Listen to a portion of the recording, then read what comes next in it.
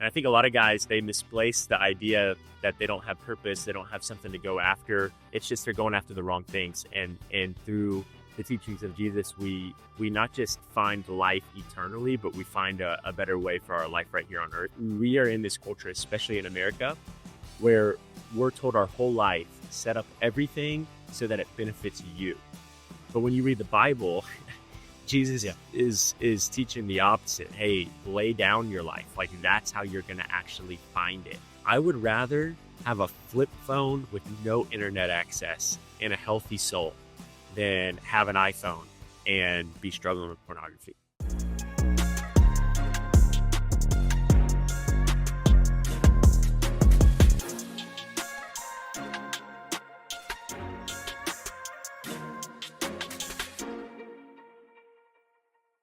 All right, now on Johnny Talks, we are joined by Pastor Noah Herrin. Pastor Noah is a husband, father, speaker, author, which we're going to talk about today, and lead pastor of Way Church in Nashville, Tennessee. Pastor Noah, good to see you. Johnny, thanks for having me, man. Dude, I am so honored to have you on. I will let you know that you are in my rotation of my weekly sermons. I try to get, 3 to 4 other sermons besides the, on Sunday, whether it's, working out or running or whatever I'm doing. I try to get 3 or 4 in. Sometimes I only get a couple, but you are in my rotation for sure. So this is, it's awesome. I'm honored to have you on.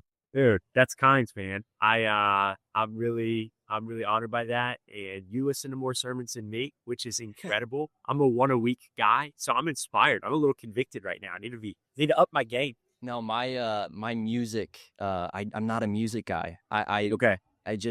So like worship, obviously I can do in the mornings, or I can do it any time of day, but like the only type of music I can listen to in the mornings is obviously worship. And then, once it hits like 10 a.m., I just can't really do music. So Yeah, I don't use this. It's podcasts and sermons for me, but I'm not as holy as you think. There's a lot of sports and other political stuff thrown in there that I'm listening to, but I do try to, I think it's important to, obviously I love my lead pastor, but I think it's good to hear from other voices and stuff too. And kind of, I feel like I have little home churches throughout the country, which is cool. So cool, man. Well, it's an honor to be on. Thanks for having me. Yeah, of course. So I reached out to you a couple months ago about having you on, and then you released your book to have right here. Welcome to Manhood, moving from potential to purpose. Bought that immediately, and then I read it and I was like, okay, definitely have to have him on and talking about it. I think this is such an important time for Christian men specifically in this country. And so I immediately bought it, loved it, wanted to have you on. So first, kind of tell me about this book in general.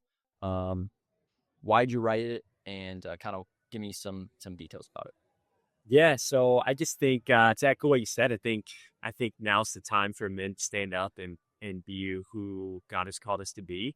I think a lot of guys, whether they follow Jesus or not, are kind of tired of the way that culture portrays men as being dumb and apathetic and lazy. And what I love about the way of Jesus is that Jesus, through his teachings, what we see is that we're called, we have a purpose, there's a challenge on our life. And I think a lot of guys, they misplace the idea that they don't have purpose, they don't have something to go after. It's just they're going after the wrong things. And through the teachings of Jesus, we not just find life eternally, but we find a better way for our life right here on earth. And so I actually listened to this old Billy Graham sermon where he talked about how every guy has to overcome the 3 G's of temptation. And he said, that's gold, that's glory, and that's girls. And so when I was writing the book, I was wanting to call men higher. And I kind of used those 3 G's as a framework of like areas to address in a man's life to call them higher through the person of Jesus. And so there's like 52 small chapters, but all of them I'm trying to help a guy overcome the temptation of lust or pornography or looking twice at a girl at the mall, trying to help them overcome the temptation of believing that their bank account is what makes them significant. Just these things that all of us are tempted by on a daily basis. How do we overcome that, not just in the short term, but in the long term? Yeah. And again, you brought that up, the 52 short chapters. That was genius. Like, you knew exactly how dudes are. Like, I could honestly say, like, the amount of books I've read since college, which is, I mean, 5 years ago now, it's drastically low. Like, it's embarrassingly Yeah. low. And so it was a simple book to read, but still had so much, fruit in it. You wrote the 52 chapters to be, kind of be able to be done in a Bible study, if someone wanted to, where they can kind of talk about one a week. I obviously knew I was going to have you on, so I ended up going through it, obviously quicker than a year.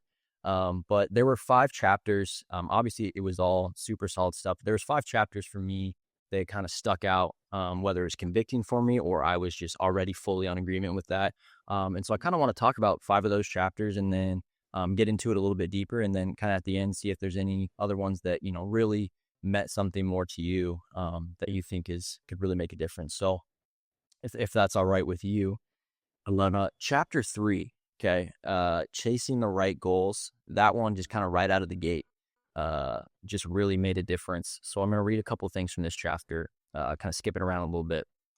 You ask a question: if you achieved every goal you're chasing, would you be fulfilled, or would it kill you? What will this goal require of me? Do I like who I'll have to become to meet the goal? Is it going to be worth it? And then you add, chase the things that will last, chase the right goals, and you'll end up in the right place. Worldly goals lead to weak, ineffective Christians. Kingdom goals lead to powerful, purposeful, and fulfilled Christians. We want to have goals that build God's kingdom instead of ours, goals that are tied to purpose, not the acclamation of stuff, goals that will have an internal impact instead of a temporary one, and goals that will help others instead of just helping yourself. This chapter was really impactful for me because men naturally have this ambition, right? And we want to go, go, go. We have those goals. Like, a lot of us have that built into us. And I think it can be misplaced in the wrong things, and it could be demonized, where having this type of these incentives and these goals and this ambition that we have, and that's not necessarily a wrong thing to have, right? It's where replacing that ambition, and what are the things that are sticking out to us, and what are we truly chasing? Because it's so easy to get stuck in the fact of the thought that this world is all we got, when really it's just a blink in the eternity of what we're going to experience. So kind of walk me through that chapter. Yeah, I think that's the chapter. I shared the story about how I was on an airplane and they celebrated the guy sitting next to me on the plane because he crossed 2 million miles as a member of that airline, and everybody was clapping. And I just noticed, like, he didn't seem happy. Like, he wasn't smiling when people were clapping for him. And I just kind of felt this like tug on my heart that I was supposed to talk to him and maybe share the gospel with him. So I just started up a conversation with him. And long story short, over the next 15 or 20 minutes, I found out that he had lost his marriage, that he had lost his relationship with his kids, his health was declining, all these different things. And it was ultimately because he chose his job over them. And you could tell he was having this life crisis of like realizing that he had lost everything he cared about in pursuit of this career. And he'd been on, tons of airplanes for 20, 30 years. So everybody's clapping and his soul was dying. And I'm really grateful. We ended up having a pretty good conversation. He didn't give his life to Jesus, but I'm believing that there were some seeds kind of planted through the combo. But man, that combo stuck with me because I think you're right. I think we are wired to build things, and that wiring is good. The Bible says do nothing out of selfish ambition, but there is a difference between selfish ambition and godly ambition. And so I think we've always got to be asking ourselves the question, which one of those types of ambition do I have right now? Because selfish ambition will lead to you chasing that wrong goal, and it could cost you everything. Whereas godly ambition is going to require you to do hard things. It's going to require you to build things, but it's not going to require you to sacrifice the things that you love and are called to the most. And so I just think like a real temptation for guys is to make a goal because it would be a cool thing to accomplish, or it would add money to the bank account or add to our reputation. Um, I think we should be asking, did God call me to this? And if he didn't, we shouldn't chase that. It's going to take something from us far more than it's going to give to us. And so, yeah, I'm a big like believer in like think about the ends, like where's this going, where's this road taking me, and do that soon and quick before you set up your life around something that's gonna empty you out. Yeah, 100%. As far as, there someone could be hearing this and they can go, I can totally understand what Pastor Noah is saying. Like, I want to be chasing godly goals, and I want to be chasing the things that he wants for my life. But I also, it's, it's tough out here. Yeah, I got to make money. right. I got to afford rent. I got to take care of my family. What do you say to someone like that who, they can see both sides of it, where they want to, make as much money as possible and be able to, live a life that benefiting their family, setting themselves Yeah. up, but also making sure that they, are doing what God has called them to do as well? Yeah, Is there a way to do both? absolutely. It's a great question. I think what we're not advocating for here is neglecting your responsibilities as a man to provide and to take care of your family. We're not advocating for that. What we are saying is what are you is your career an idol? Is your are your aspirations an idol? So if there's a guy listening to this and you're like, you hate your job and you're like, man, I can't stand this job. I got to get out of this job.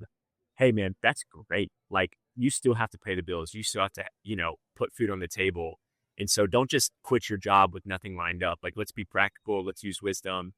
Proverbs is full of great wisdom on working hard, and actually has some pretty insane rebukes on lazy people. It calls lazy people sluggards, which I think is hilarious.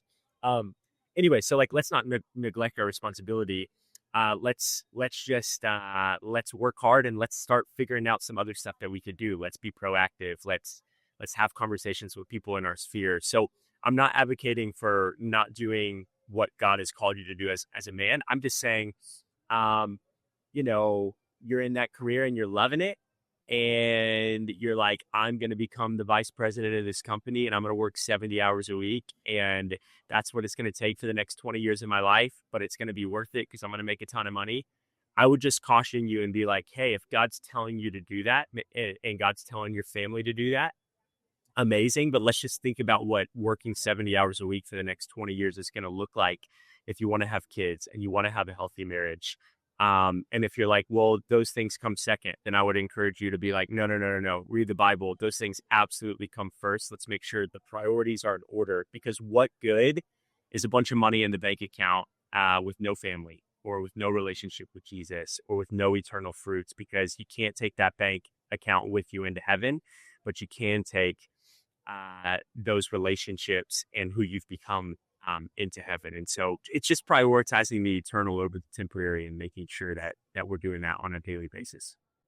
Yeah, so good. There's so much to take from that, because um man, there's such a it's a tricky game, right? Because again, we're called in the Bible to have a hard work ethic and to do all the things in work for the Lord and to work hard at it. And that can be kind of weighed the same or kind of brought along as I got to work hard. Yeah. And that also means I got to, chase this and chase this and chase this. And there's a difference between trying to accumulate all these things and all these worldly things and still working hard. And so I think it's important for people to remember, when we're being called to, chase the right goals and do the right things for God's purpose, not everybody is called to live it or to work in ministry. It's not everyone's job to, quit your full-time job and pursue ministry and only pursue, um, you know, church things for the 40 hours a week that you're supposed to be working. But what are you doing on the other hours when you're not at Absolutely. work? Are you serving at church? Are you in community? Are you giving to the church? Some people are blessed with these jobs to be able to be the financial backers of a church. For sure. And so we all have these different, positions. And so it's not wrong to have money. It's not wrong to have goals. But at the end of it, like, what's the main goal? Yeah. Like, let's make the main goal the main goal. Yeah. And the main goal is obviously to live a life for Him and to serve Him and bring others closer to Him. And for that, it's going to look different to everybody. And I think that's what's important to understand is it's not a one way road for Yeah. everybody. it looks different, and we're all given different abilities and talents to be able to uh, draw people to his kingdom. So I really enjoyed that chapter. I appreciated it. Thank The next one that really convicted me was you go over to chapter 39, commit to community. you. A couple things from this chapter. Everyone says they want community, yet few people are willing to commit to community.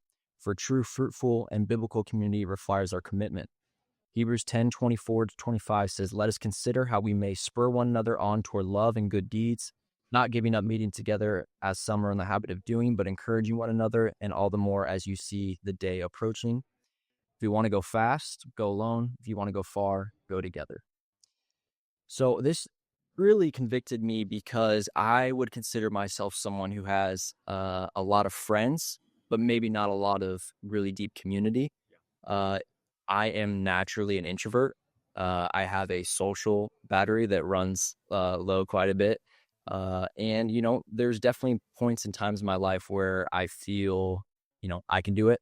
Yeah. I don't need that input or things like that. And am reminded every time that I am in godly community and I'm able to be around friends. And it's such a recharge rather than draining when you're around godly community that's truly living life together. And so that's been really cool. We found, a community of friends here in the Tampa area the last few years since we've lived here that have been different than any type of community I've had before. And obviously, it's different now. We're all starting to have kids and we live a little bit farther apart than we used to and things like that. But when we're able to come together and we're able to spend time together, it's a beautiful thing. So kind of talk to me about um, on this, and specifically why you wrote this in a specific book about men.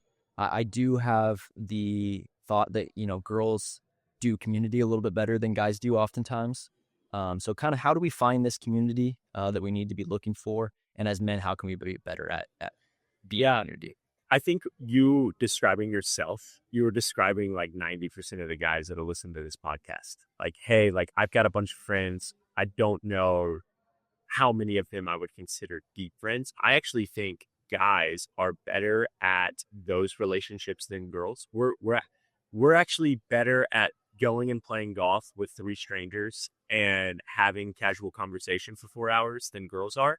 Whereas girls, I think, are much better at the deep friendships. They're much better at the let's go deep fast. Let's, if we're going to be friends, we got to go all the way. So you saying that it resonates with me. I think it resonates with most guys. And the thing about community is it's impossible for you to see you. And so you need community so that you can be held accountable. You need community so that when you're down and you shouldn't be, you can be lifted up. Um, Community is absolutely invaluable as a follower of Jesus. And unfortunately, there's an attack on community right now. There's an attack on local church community. There's attack on small group communities. Like we are in this culture, especially in America, where we're told our whole life, set up everything so that it benefits you. But when you read the Bible, Jesus Yeah. is teaching the opposite. Hey, lay down your life. Like that's how you're going to actually find it.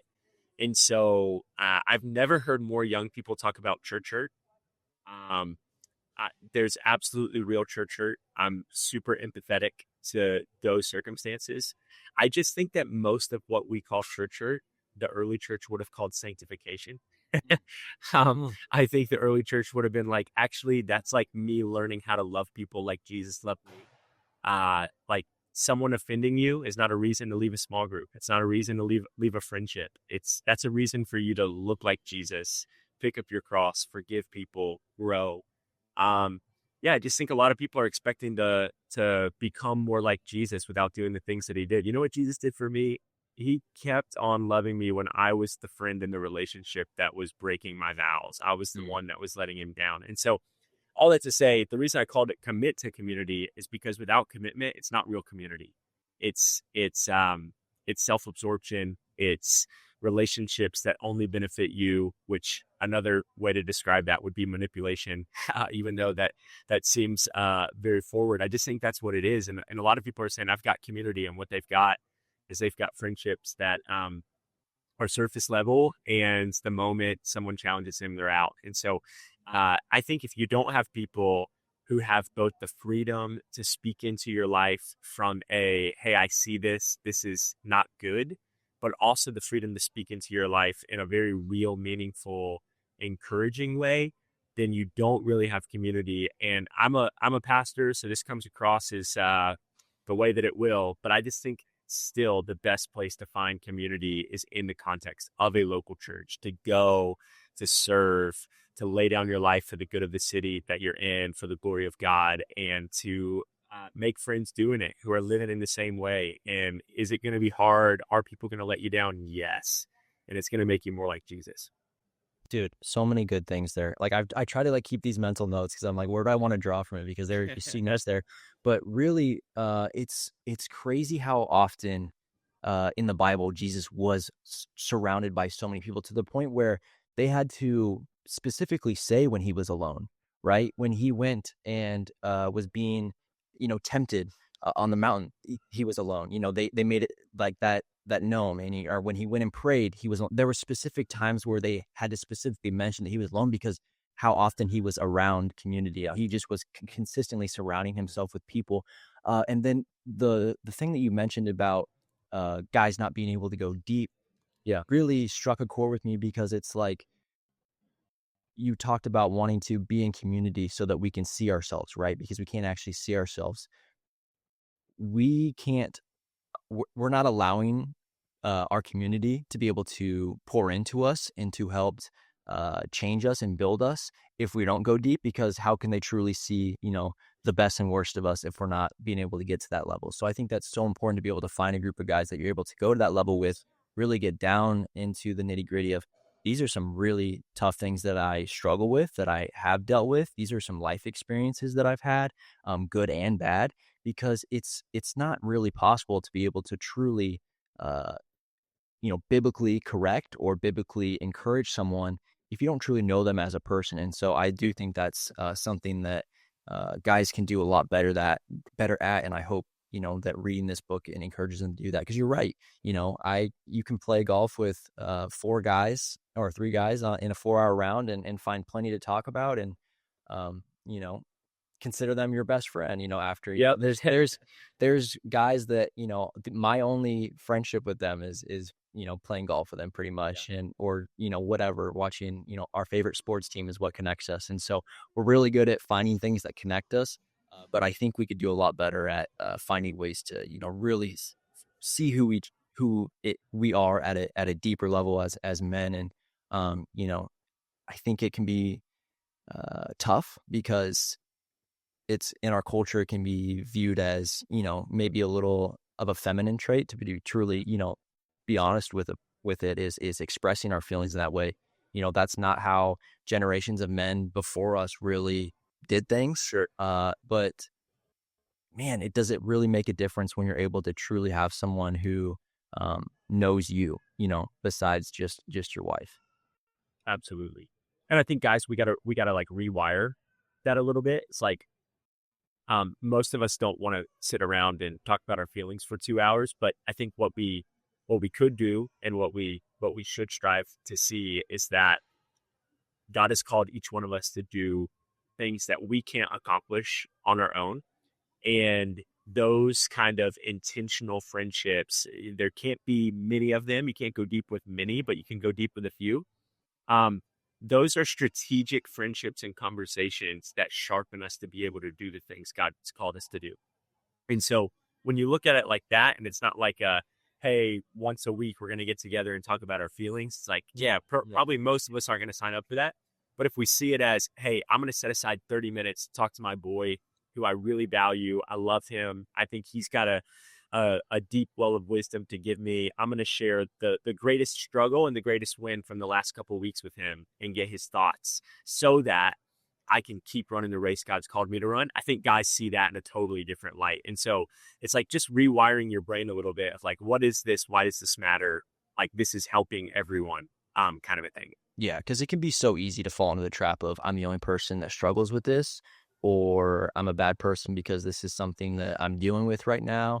And you put it on yourself because as men, that's what we tend to do. And Yeah. man, is it you're able to find some healing and some comfort when maybe someone doesn't struggle with that right now or doesn't deal with that, but they see you in it and they go, I'm here, I'm standing with you. You know, having someone stand with you in a hole or whether in triumphs too, like this, it's been something that's been so cool with the group of friends that we have in the community is we're, you know, trading off, you know, everyone's having babies at certain times and we're able to just celebrate. Like family's awesome. Like having kids is awesome. You know, I was like the first one in the group to become a father. So then being able to, you know, pour into them and know kind of what I went through and be like, this is a normal feeling. Like this is a normal feeling. Like you're not a bad dad for feeling like this, or these are some things to look forward to. It's been super life giving. So it's been cool. The next chapter that I was super excited to see, and it's something that we've talked about with multiple people in this podcast so far, is being able to be a lifelong learner. And I think it's so important. So chapter 42 is titled Learn from Everyone. As men who are tempted every day with the option to be prideful, it's easy to stop learning. Eventually, we just think we know. We think we know how things work. We think we know why people do what they do. We think we know how the world works. This is a lie. The truth is, we always have something more to learn. When we stop becoming learners, we stop becoming leaders. Our world needs men who never stop learning from everyone. When we approach life with the attitude of a learner, not only do we practically get better, but we spiritually get better too, because we're living a life of humility. Pride says, I've got it all figured out. Humility says, I've got a lot to learn. Tell me a little bit about that chapter. Yeah, dude. I think there's two lenses that I was looking at that chapter through. There was the spiritual lens, which is like Jesus said that if we will humble ourselves, he'll exalt us. But if we're prideful, like he'll basically the challenge is he'll bring us down, you know, he'll humble us. And so spiritually it's like the person that God can't use is a prideful person. Mm. And so if you want God to use you, you need to stay humble, and humility will open doors that other things can't. So like that's the spiritual lens. The practical lens is the best leaders I know are the best learners. Mm. Like I just noticed that I get around great leaders and they're the ones that are asking the questions. Like we want to learn from them, and yet they make it about the other people in the room. They're the ones that are the most quiet in the room. Not because they don't have the greatest things to say. It's because they're focused on learning. And I truly have just noticed that from the best leaders in different, like not just pastors, but pastors, coaches, professional athletes. Like there's just this sameness amongst the best, and it's that they want to learn, they want to get better. I think that that is an honorable trait. It's something that shows it shows humility, and I mean ultimately it's like I just want to get better. Like I want to get better at everything I'm doing. So and the reason I titled it "Learn from Everyone" is you can learn from people who are not good too. Mm. You know what I'm saying? You can learn what not to do. Yes. You can learn how not to say it. And so I think it protects your heart when you step into a conversation, not with the perspective of, I think I already know what I'm getting out of this, Mm. but you just stay curious, you know? I want to stay curious. I want to ask good questions. I want to always be expecting that there's more for me to understand and more for me to learn. Um, and it's benefited me since I got into ministry, and I'm just going to keep doing it because I think that's what honors the Lord. Absolutely. I think this is a trait that I have started to pick up in the last 2 to 3 years that has been some of the most life-giving of any that I've really tried to implement, because I do think it is very easy as a young man to have pride. And once you start to get through these levels, you know, we're kind of, you know, just accustomed to, well, you just get to this level of, you know, we're going through elementary school, we're going through middle school, high school, college, and then you're going to be this perfect version of yourself, right? That you know, I have this college degree. This is what I know. This is them showing me that I learned all these things, and we're kind of, oh, we made it, right? We're accustomed to we're going to go to school till we're 22, 23, and then we're done. We've learned it. We did it all. And I kind of have found that I don't think that true success, whether that be financial success, business success, success in community, and really success in your spiritual life, doesn't come from when you know it all, but when you can admit you don't, because you can then commit to learning from someone who does. And so I think that's where true success, the road to success starts, is knowing that really not even just knowing, but admitting out loud that we're not all that. We don't know everything. And then that's the first step. And the second step is to go find someone who does it better than you, right? Yeah, That's the thing that's important. It's not just enough to admit, because we don't want to be self-depreciating, right? We're not for sure. I don't know it all, and we kind of just stop, right? That's the first step. Now let's go find someone, right? Who do we really encouraged by? Who do we really think does it really well? And I'm sure you have done that as a young pastor, really finding people that you love how their voice works, or the kind of the way they tell stories, or how well they know the Bible, things like that, and you study that and you learn from it. And I'm sure that happens for you all the time.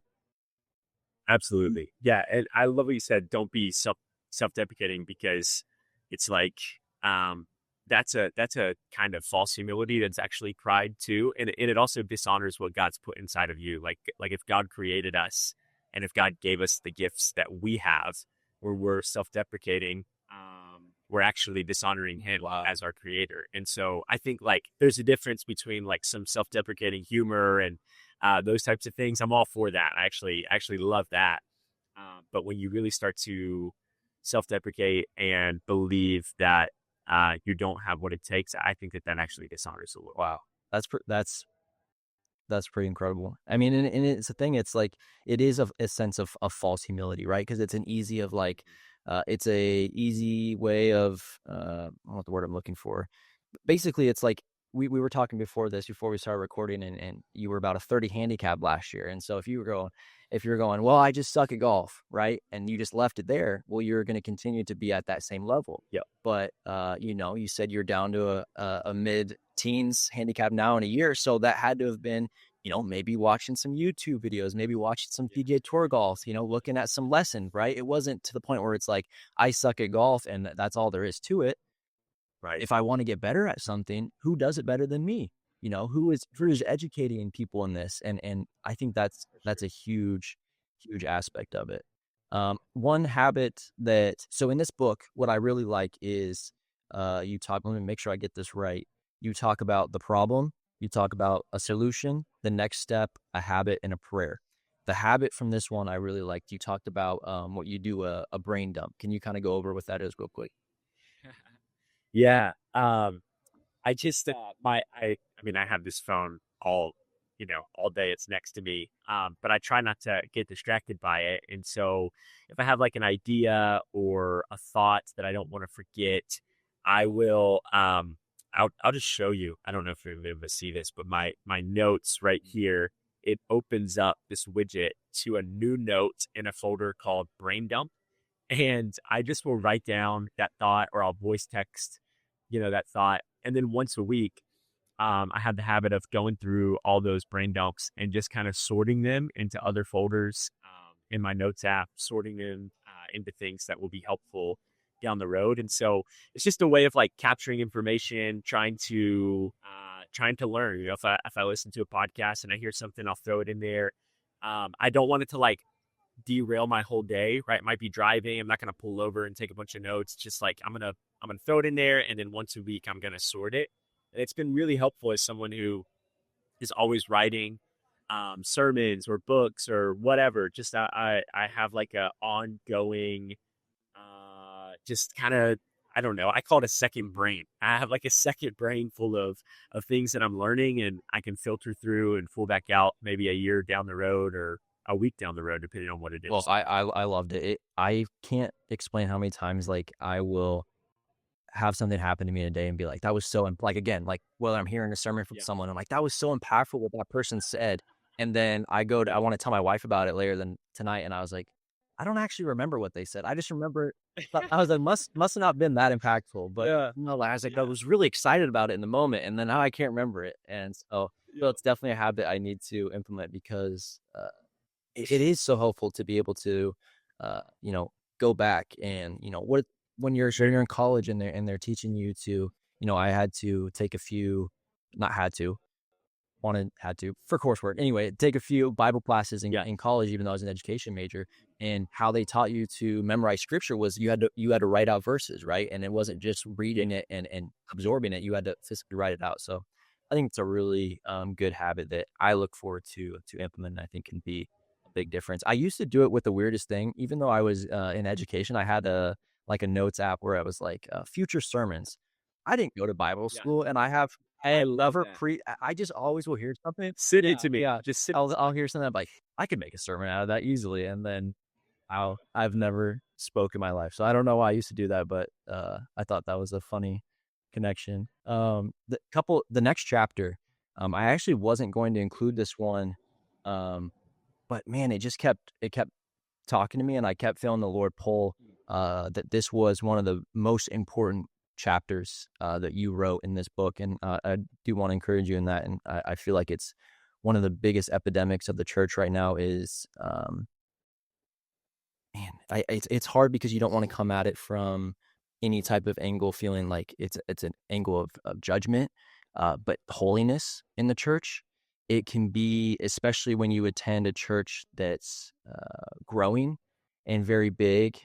You tend to see young, you see a crowd that can sometimes be proudly sinning on a Saturday night, as well as being loudly vocal that they're there on a Sunday.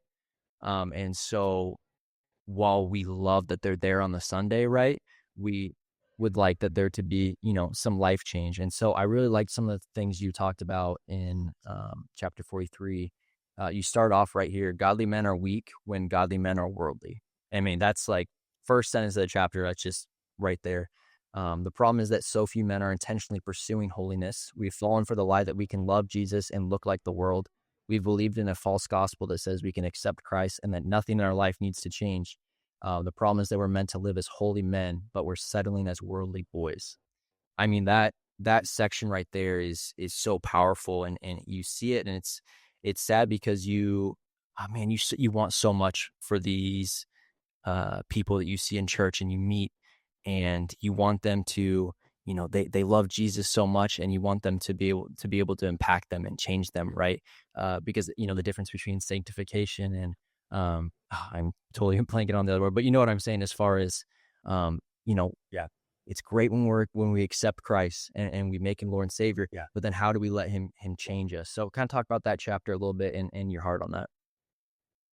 Yeah, I think, man, it's like now that I'm pastoring uh, a local church, I I think so much of the holiness conversation is I think so much of it is straightforward, and I think so much of it is nuanced. And this is what I mean. I think it's straightforward in that we are clearly called to be holy. We are clearly called to take up our cross and follow Jesus. We're called to change. We're called to go through a process of becoming more like Jesus. There has to be a direction that our life is heading in. That is clear. What is nuanced is that if I stood on a stage this Sunday and I preached a sermon about holiness, and I just preached it from the perspective of one size fits all, there would be someone there who gave their life to Jesus last week and they have no clue what we're talking about. For the last 20 years, they've been an alcoholic, and now they're hearing me get up on stage and tell everybody not to drink alcohol. And that's what Jesus is telling you to do. And I just think, like, there's a nuance to the conversation. With that being said, I think that what we really, really need is guys who get it, who are discipling other guys who don't yet. And so, our church is now grown to the point where I don't know most of the people who come to our church. But I have a spiritual responsibility to disciple the guys that I can disciple and ask them to disciple the guys that they can disciple into that holiness, into that process of sanctification, into that process of looking like Jesus. Ultimately, I think a huge way that we do that is by us living holy lives, us having conviction, us allowing our light to shine before others so that they can see that, like, hey, I'm not saying no to things because I have to. I'm saying no to things because I want to. It's kind of like, I've used this illustration before. I bought this pair of shoes for our wedding, for Maddie and I's wedding. They're just like really nice dress shoes that are like way more expensive than the typical shoe that I would buy. And I've only worn them like 4 times since our wedding. and it's always for like special date nights, like special purposes. I think holiness is like that. Like, I think a lot of people say, oh, holiness is like, I can't wear the shoes because of X, Y, and Z. Holiness is not that. Holiness is, I'm not going to wear the shoes other places because they're set apart for a specific thing. And like, that's what we are as men of God. We're set apart for a specific purpose. Our holiness enables us to have a greater impact. It enables us to go deeper with Jesus. It enables us to live the lives we were created to live. And ultimately, a lack of fulfillment comes from living the life that you're not created to live. I want to be fulfilled. I want to have purpose. I want to make an impact. And holiness is a way to do that in the way it to the utmost Yeah. degree. So I totally it makes sense what you're saying as far as the community aspect of it, because if you go up there as a pastor, right, and it's a tricky thing because yes, there do need to be sermons where we talk about, what, Right. certain sin looks like in today's world, and making sure that's definitely preached. By the same time, if it was 52 sermons of this is what not to do, there wouldn't be a very life-giving church as well, right? So you definitely have to, be up there and you're preaching the gospel and you're preaching, message like that. And so there are Sundays for, getting a little bit deeper into, what holy living looks like, but that can't be 52 Sundays a year. So what can be 52 weeks out of the year is community, right? People that are uh, Yeah. living holy, finding other people and being a good example, whether they're in that community and talking with them, or just showing exactly what you said. They're looking at you, right? You want to be set apart. Yeah. And so it's a very tough aspect of the American church right now, because you see so many people on fire for God, right? And you're really seeing this in this country right now. But then it's like, well, how do we make sure that that's continuing, right? How do we make sure that that life change is happening? And so it's a tricky topic, and it's a tough one. But I think again, like, yeah, It's worth it. it's we can't. I think we oftentimes, as believers, are too. The church will handle it. It's the pastor's job, to make sure. And it's like, Yep. what people are going to be looking at us when we call ourselves a Christian, right? And they're looking at, how we speak to our wife in public. In private, obviously, is important, but when we're out in public, how are we speaking to our wife? How are we treating our children? How are we handling finances? Where people can see. And so, living holy is a great way to spread the gospel. And so, I think that's is Yeah. super, super important. Wrapping it up, this one is, it's always going to find your way into a men's book, chapter 11, talking about lust, right? And so, um, that is something that, man, this is just fully highlighted chapter, because there's just so much good stuff in it. What I really like is how you bring up the fact that the one sin that we're called to flee from is sexual sin. We're not Mm. called to stand there and fight it. Every other sin we're there to fight. We're there to battle it. And sexual sin, we're told to flee. We're told to run. And I also liked how you brought up the fact that sexual sin thrives in darkness, right? And Yeah. the only key to defeating it is to bring it out in the light. Kind of talk to me about those two things, about why we're called to flee lust and sexual sin, and why it needs to be brought into the light. Yeah, man, I really appreciate it's Paul who says to flee from sexual sin, and I appreciate him saying that because it's very practical. It's just it's a practical strategy. I think he says it because he knows that we're too weak to stand there and fight it. If you stand there and fight it, it's only a matter of time before you succumb to it. And um lust is one of those things that you feed it, you feed it, you feed it, and then one day it feeds on you. And I think a lie that I see a lot of young guys who are not married believe is that they won't struggle with it once they get married. So it's like, this is just holding me over, like I'm just going to look at this porn until I get to have sex with my wife and then I won't struggle with it. That kills more future marriages than any other lie. Because what happens is you're developing this appetite for something that will not go away. It will only get stronger. and it will absolutely destroy your marriage. And so, yeah, I think fleeing sexual temptation starts with confessing sin. That's bringing it into the light. It's confessing sin to multiple people. I think if you're not married, it's a couple of those close friendships. Maybe it's your pastor, maybe it's your, you know, maybe it's a parent that your dad or whatever. And then it's finding accountability in ways that you can flee from it so that you're not as easily tempted. There's so many guys, it blows my mind. There's so many guys who are trying to flee from sexual temptation and they charge their computer and their phone in their room at night.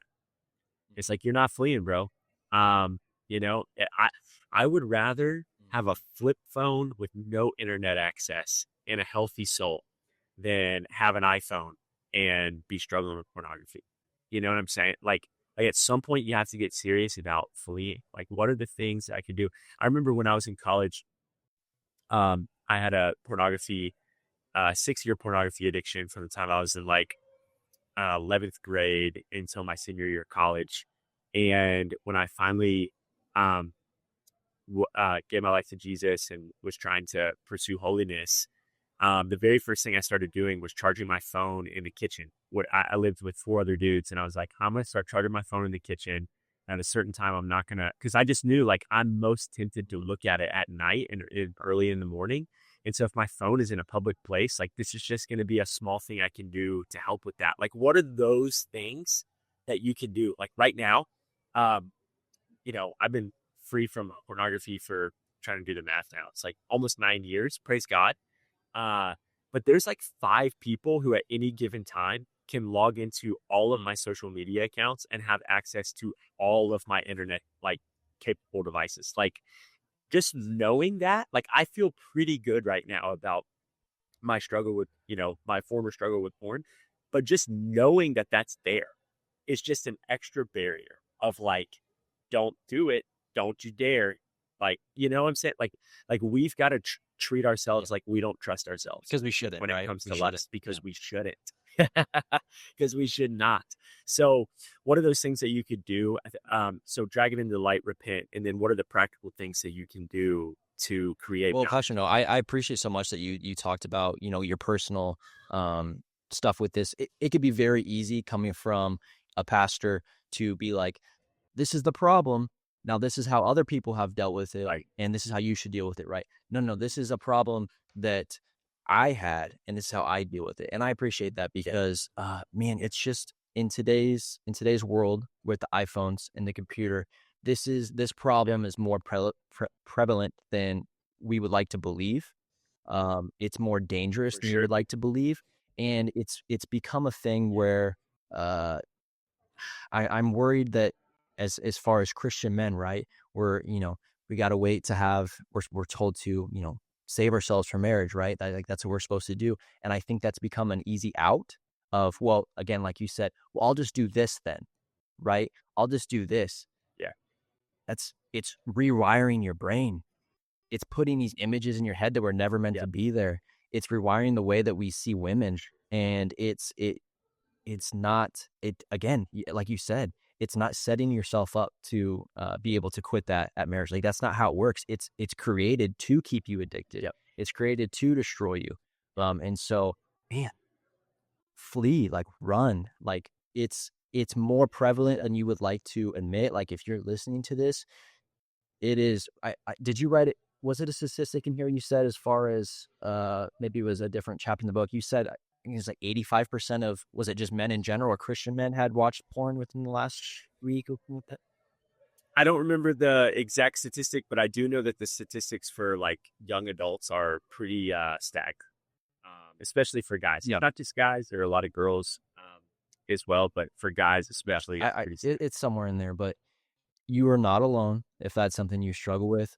But man, do Yeah, you need to fight it, because it's something that um is serious. And I think that we need to yeah, more men need to be more outspoken about what they struggle with as far as that. And yeah, I'm just appreciative of your ability to bring that up and talk about it in a public platform like that. I think that's super important.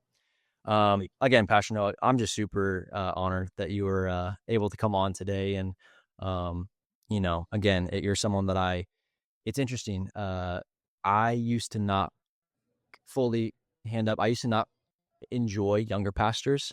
And, if we had a guest speaker at church and they were, within 10 years of me, I'm tuning out.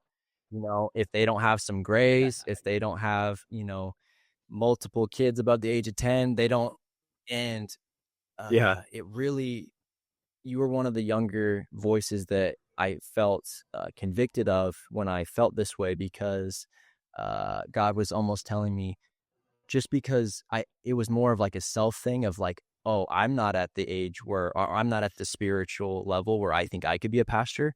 And I'm not at the Bible knowledge where I could be a pastor. And it was more like God was telling me, brother, just because you're not there yet doesn't mean others are and haven't put in the work themselves and don't know that, and are able to know that knowledge. And so I think that was a real humility moment for me when I realized that it's like, just because people are around my age doesn't mean that they aren't fully capable of speaking the gospel and being able to preach to the masses. And so, yeah, you're someone that I really enjoy listening to, and just thankful that you're able to come on.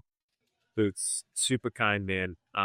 Honored by your encouragement, and I love what you do with the pod, bro. You're helping a lot of people, and I'm grateful you'd asked me to be on. I'm excited. Next time I'm in Tampa, let's play some golf and get my handicap a little lower. Yeah, we'll definitely play some golf. Unfortunately, Tampa golf is like, I love living here.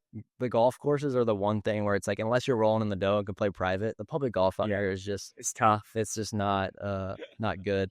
So just closing words. I would like to know, obviously, you can buy your book on Amazon. Is that the main spot where we're selling those on Amazon? That's probably the easiest. It's pretty much everywhere books are sold right now. So you can get it in Barnes and Noble, Baker Books. There's a bunch of different websites that carry it, but Amazon's probably the easiest yet. Would highly encourage it. Great read. Easy to read, yet still deep on many levels. A perfect book for, talking about community, right? Finding a group of men, and going through that book would be a great start. So just ending, what are some parting words of wisdom you would have for any Christian man, specifically young man, listening to this podcast? Yeah, I think where my brain goes, just with us ending by talking about lust, is just in general, like if you're struggling with a certain sin, whether it falls under the gold, the glory, or the girls, you actually can win the fight. Like it is possible. Like the Bible says, you are more than a conqueror through Christ Jesus. So it doesn't just mean that you struggle with that forever. It actually means that as you follow Christ, by his Holy Spirit, he's going to help you overcome that sin. And so I just remember when I was fighting, it just sometimes, especially with the lust one, it just felt like I am always going to be addicted to pornography, and like this is never going to get better. I just want to encourage someone that's not true. You're more than a conqueror through Christ Jesus. And yeah, it's just keep meeting with Jesus. I think like something that was revolutionary for me was the more I fall in love with Jesus, the more I look like Jesus. And so don't worry as much about the how, and worry more about falling in love with Jesus, and the how starts to take care of itself. Yeah, I mean, I think you said somewhere in the book, right, where it's the change happens when you love Jesus more than you love the sin. That's it, right? We're not called to hide our sins and our sinful life, our sinful desires from God. He already knows it, right? Yeah, we're conquerors through Christ. So that's incredible. But I appreciate it, Pastor Noah. I know you are a very busy man, and so I appreciate you taking an hour out of your time to come on here today. So really thankful. Thanks for having me, Johnny. Appreciate you, bro. Alrighty, that is going to wrap up this episode of Johnny Talks. I want to shout out Pastor Noah again for coming on. Just a great dude, great pastor, great voice in today's church, and it just kind of shows the kind of guy he is with a pastor with that kind of platform that he has, willing to take time out of his busy schedule to come on this podcast, a podcast that's still very much in the beginning stages. So him not knowing how many views or how many listens it's going to get, still being able to have his mantra of I'm gonna speak the word of God, and I'm gonna spread the gospel to whoever I can, any place, anywhere. So just really appreciate him coming on. Highly recommend his book again. Highly recommend either going through it yourself or going through it with a group of guys. I would highly recommend that. Very simple read, but very chock full of really good biblically based knowledge and things that we can go through. So, talking about 52 problems that we're going to face as Christian men in today's culture, and how we're going to handle that, and habits that we can apply to our lives. So very good book. I will link Noah's book in the description, so make sure to go check that out. But yeah, it's going to wrap up November's episode of Johnny Talks. If you are still watching, highly appreciate you. I would highly appreciate if you would go subscribe to the YouTube. We are on the road to 500 subscribers. Would love to get there by the end of the year. If you are listening on Apple Podcasts or Spotify Podcasts, please make sure you subscribe, as well as if you could leave a 5-star review if you enjoyed, that would be much appreciated. Super excited for the direction this podcast is going. The only way is up from here, and that's the trajectory that we're planning on going. So looking forward to December's episode. Until then, we'll see you soon. Peace.